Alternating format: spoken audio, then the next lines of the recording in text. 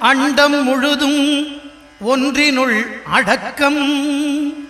அதுவே ஆனை முகமெனும் ஓங்கார விளக்கம். சுழலும் கோள்கள் அவன் சொல் கேட்கும். அவனை தொழுதால் போதும் நல்லதே நடக்கும். ஆனை முகனை தொழுதால் நவக்கிரகங்களும் மகிழும். நல்லதே நடக்கும், நல்லதே நடக்கும்.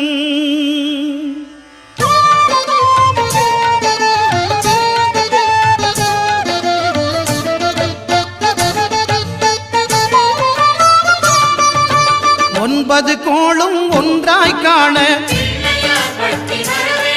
அங்கு கற்பகம் என்னும் கடவுளின் மெய்யில்.